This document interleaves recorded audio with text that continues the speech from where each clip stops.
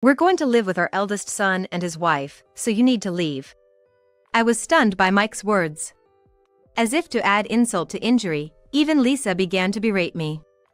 Yeah, right. Get out because you're in the way. You freaking freeloader. I was left speechless. What's with these people? Don't they know their place? They better watch out. That's all I could think of in the moment. Oh, I get it. My feelings were one-sided. Mike doesn't care about me at all. That's why he can say such things to me without flinching. Why did I even put up with this? I should have just divorced him without a second thought. Then I wouldn't have had to feel this miserable. Oh, I can't take it anymore. By any means necessary, I'll make sure they understand where I stand. With that resolve, I found myself letting out a forced laugh. My name is Jennifer Wilson. I'm a 52-year-old working as a full-time employee at a certain food manufacturing company. Being a full-timer at this age, some people mistakenly think I'm single. But I'm not. I married Mike in my 20s and soon after, we had our son, Daniel. Now, Daniel is all grown up and even married. So now, it's just Mike, his mother Martha, and me living happily together. But that's not to say we don't have our issues. Martha is old and her legs aren't what they used to be. I often find myself having to help her. But Mike just turns a blind eye. She's your mother, isn't she? Don't you think you should help her out? When I asked him this, Mike just looked the other way. I wish he'd care more about his family. I've been feeling this way more and more recently. Mike is a graphic designer. He's independent now, but he used to work in the creative department of an ad agency. I met Mike when he was still with the agency. Is there anything you'd like to discuss? Mike, who had come to my company for work, asked me that. There's a little thing here. Oh, sorry, I shouldn't be butting in since I'm not an expert. No, ads aren't just for professionals. Your input is valuable. Mike kindly reassured me. He seemed like such a gentle person. That was my impression of him back then.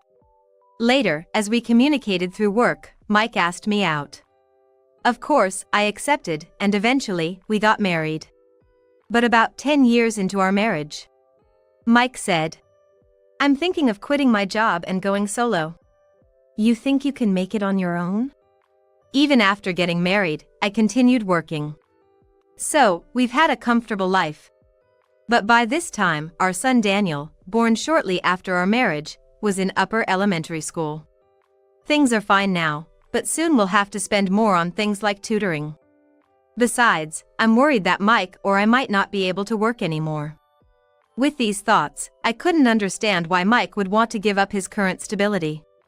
That's why I responded the way I did. I'll get work from my current company. Plus, you're doing a side job. Huh? A side job? You used to go to the office, but now you're working from home, right?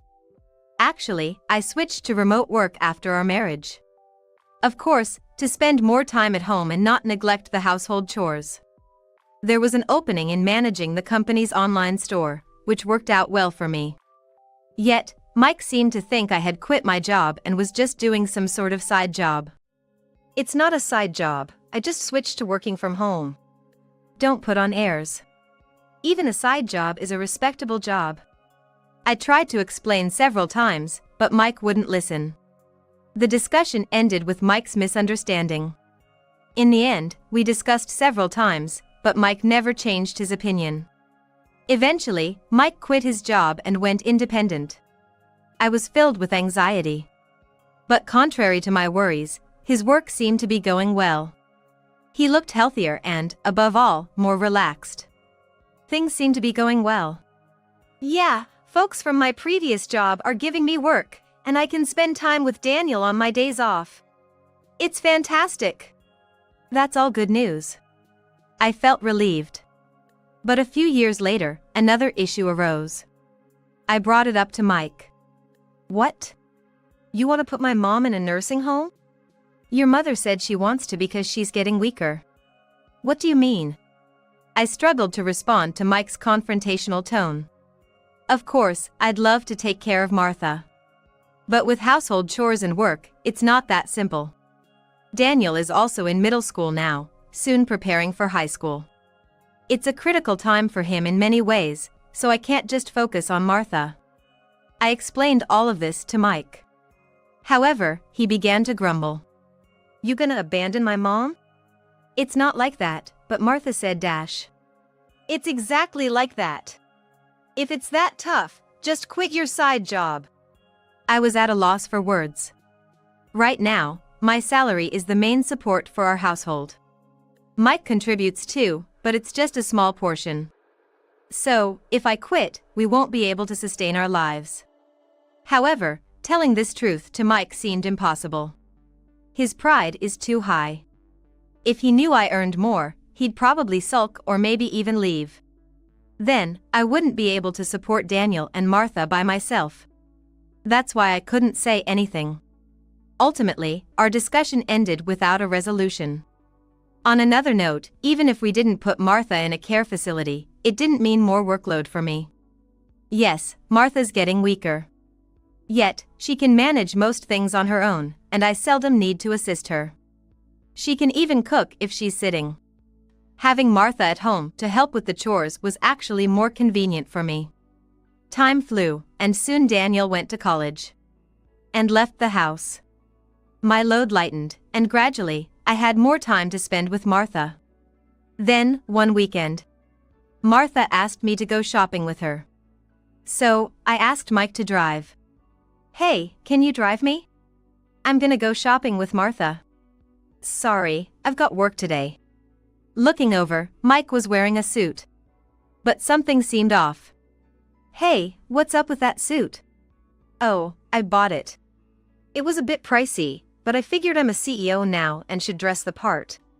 Mike responded like that. I understood where he was coming from. But Mike started his company a long time ago. It feels a bit out of the blue now.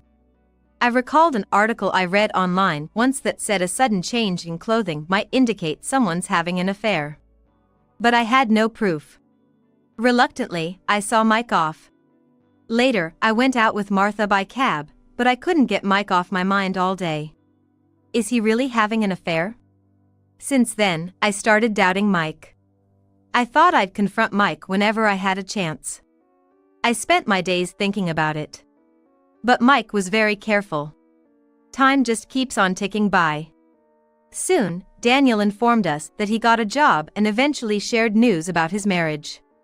But I still couldn't find any proof of Mike's affair. I couldn't find any evidence of his affair, but with Daniel getting married, maybe it's okay to just get a normal divorce. I began to think that way. One night, Martha went to the bathroom and hurt her foot. Thankfully, it wasn't severe.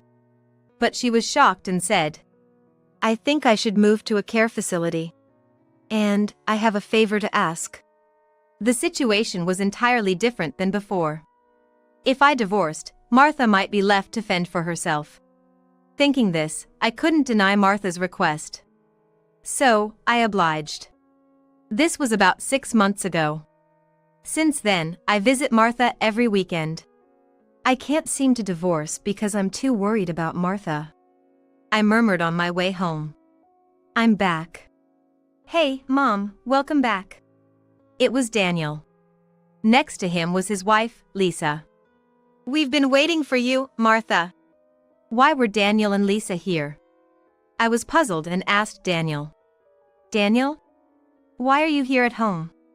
Well, just when Daniel was about to answer, Mike appeared from behind him. He said, You've been so indifferent. I thought of divorcing you, that's why I called them here. What do you mean? It's about my mom. You've abandoned your duties as a wife. Mike shouted. I was taken aback. I tried to help Martha, but... Before I could finish, Mike cut me off. Don't make excuses. From today, I'm gonna live with my eldest son and his wife. You should leave. I was stunned at Mike's words. To make things worse, Lisa began to scold me. That's right, just leave. You're such a leech. I was speechless. In my mind, I thought, they should know their place. better brace yourself. In the spur of the moment, those were the only words that came to mind. So, all this while, my feelings were one-sided. Mike never really cared for me. That's why he could say all this without hesitating. Why did I put up with all of this? I should have just divorced without giving it a second thought. I wouldn't have felt this miserable. Oh man, I'm done for. No matter what, I have to make my position clear.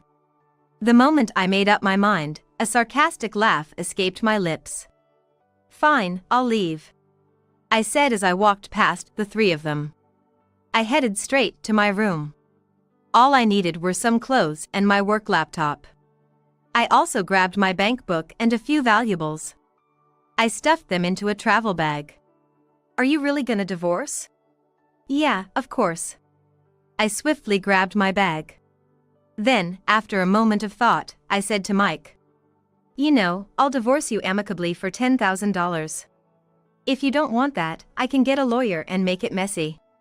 It feels a bit cheap, considering the emotional damage he's done. But right now, I don't have the energy to fight with Mike. That's why I purposefully offered terms favorable to him. Why should I pay you anything? Because you've pushed me to the edge mentally. But still. I stared hard at Mike as he started to speak. Then, with a smirk, I told him. So, should we involve lawyers? If you've been cheating, $10,000 won't cut it. What? At least $30,000. If you've got nothing to hide, that should be okay, right? Given Mike's nature, I knew he'd opt for the former. In a way, it was a risky gamble. Mike gritted his teeth in frustration. Seeing his reaction, I became certain. He definitely cheated. But I couldn't gather any evidence. So, I had to pretend I had some just to corner Mike even a little. What will it be?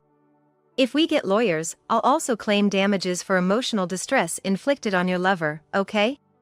Well, I really don't want to upset Martha, your mother. So, I don't want any complications. Hearing my words, Mike looked dejected. Then, begrudgingly, he replied, Fine. I'll pay the $10,000 by the end of this week. All right. I'll come by this weekend and we can discuss the divorce. I smiled and walked past Mike. Then, I left the house. I headed to a nearby cafe and started looking for an apartment I could move into immediately. After some searching, all I could find were weekly rentals. This will do for now. I reluctantly signed a lease for a weekly apartment and decided to stay there for the time being. And on the weekend, I headed to Mike's family home where he lives. When I rang the doorbell, Lisa poked her head out. Hey, what brings you here? I came to get some of my stuff. Plus, there's the matter of the divorce and some other things. Oh, is that so? Lisa snorted dismissively. I couldn't help but wonder, why did Daniel ever marry a girl like this? I just couldn't help but wonder. But setting that aside, as I entered, Mike was waiting inside. There was an envelope on the table. There's alimony inside. Understood. Inside the envelope, there were stacks amounting to $10,000. I checked it and put it in my bag. Well, I'll have the movers take out the rest of my stuff from the room. Do as you please. Mike seemed to be sulking. Even though he was the one who wanted the divorce, I wonder what he's so upset about? I carried on with the move, puzzled. Eventually, when the move was done, I handed Mike a bank book. This is the bank book for the account where you'll deposit the living expenses. Uh-huh. You used to give it to me, but now you'll have to deposit it yourself. I get it. Mike grabbed the bank book as if snatching it away. I couldn't help but think he acted like a child. Afterwards, I went to the living room where Daniel and Lisa were. I need to talk to both of you. What is it? I don't really want to talk though. Just take this. As I took out the bank book, Lisa's eyes lit up. Wait, are you giving me money? No, this is the bank book for the living expenses account. Oh! Lisa looked clearly disappointed. Use it to manage the living expenses you receive from Daniel. Geez, always fussing over small things. Lisa muttered under her breath. I pretended I didn't hear and told her. You'll be in charge of managing the living expenses for the family, including Mike. Got it? Yeah. Lisa replied, sounding rather annoyed. I sighed and left the room. I had given them the bank book for living expenses. Now I had no ties to Mike and his family. I felt somewhat relieved. Just a few days after that exchange, I was working in my room when my phone unexpectedly rang. Who's calling at this busy hour?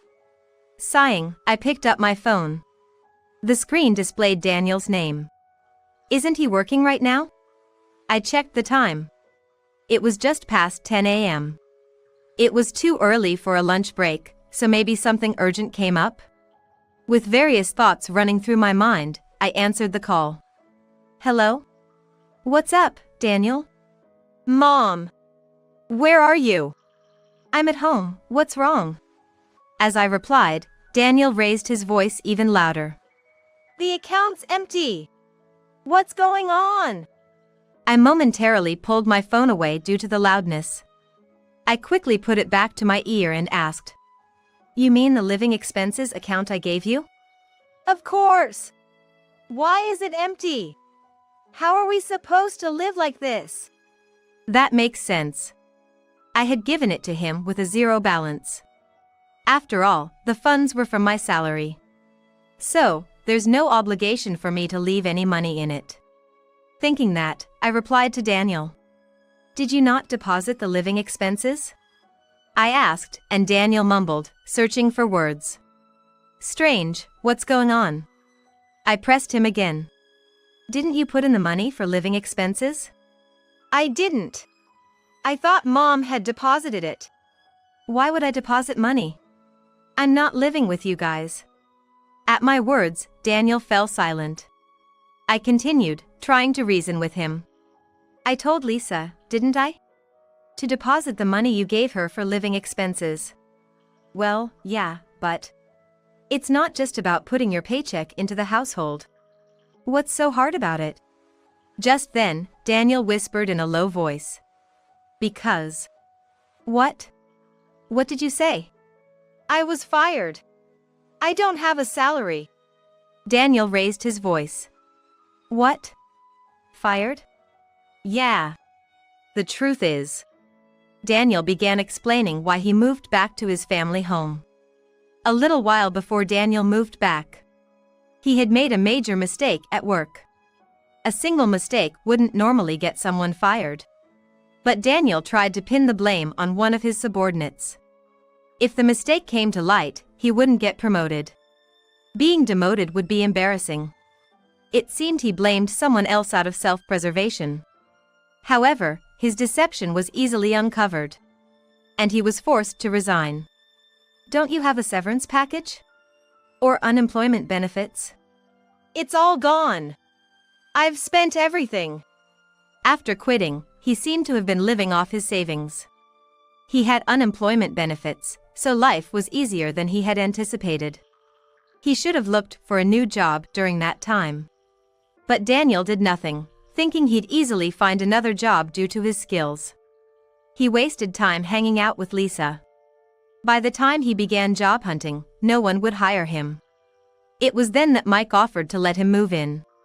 I came thinking I'd live off Dad's money, but Dad keeps saying he's broke. That's unfortunate. Listen, Mom, could you just transfer some money to my account? Just for this month? Daniel pleaded with me. I told him. You can't trick me with that. It's not a joke. I'm serious. A joke? No, it's payback. You guys kicked me out, didn't you? At that, Daniel was momentarily speechless. But he quickly retorted. It was Lisa and Dad who did that. I had nothing to do with it. By not stopping them, you're just as guilty. Reflect on that with the two of them. Goodbye. I hung up the phone. I blocked incoming calls from them. That should teach them a lesson. I chuckled, waiting for a call from the other two. However, I never got a call from Lisa. It's been about a month since Mike and I divorced. I think Mike's gonna call soon. I checked the calendar. Today was the end of the month. If all went well, Mike should call today. As I pondered this, I received a text on my phone. It's here. The text was an invitation from Mike. Luckily, it was a Sunday and I was off work. I headed to the rendezvous point, excitedly. I have a hunch about what Mike's been talking about. The real issue is how Mike will react when he finds out the truth. As I entered the meetup spot, a cafe, Mike was already there. Sorry for the wait. With a warm smile, I took the seat opposite Mike. I noticed Lisa sitting next to Mike. I stared hard at Lisa, which clearly made her uncomfortable, prompting her to speak up. Stop staring at me like that. Oh, I apologize. So, why are you here? It's a big deal for our family's finances. Lisa frowned. It looked like she was pretty pissed. If it weren't for that, I wouldn't have the motivation to get back at her.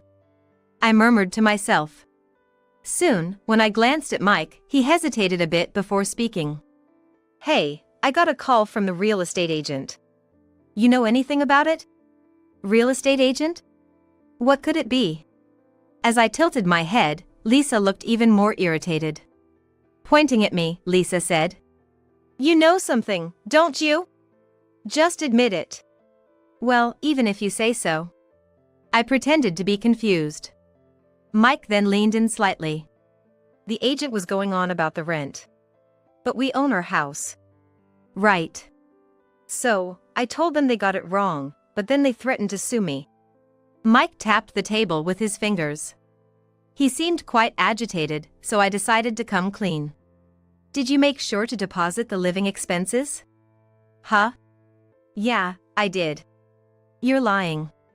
If you had, this wouldn't have happened. Hearing that, Mike flinched. With a smile, I explained the real deal. The rent they're talking about is for Martha's house. It should have been deducted from the bank book I gave you. Wait. We own our house. We shouldn't have to pay any rent. Well, Martha sold the house. So now, it's no longer yours. Both Mike and Lisa looked confused by my words. So, I decided to explain it all from the beginning. Some time ago, when Martha decided to go to a nursing home, there was one major issue. Her monthly pension would cover the regular costs, but she couldn't afford the initial fees. So, I suggested a leaseback to Martha. With a leaseback, she wouldn't have to move and would get a lump sum. But, she would need to pay rent. That's why I used the $500 you put in the house for the rent. What about the living expenses then? I was covering all of it. By the way, it's $2,000 a month. Mike and Lisa were shocked. If you'd kept paying the living expenses, it would have been deducted as rent, and that would have been the end of it. But if you understand, make sure to deposit it promptly. And keep doing so. Seeing me smile, Mike started to panic.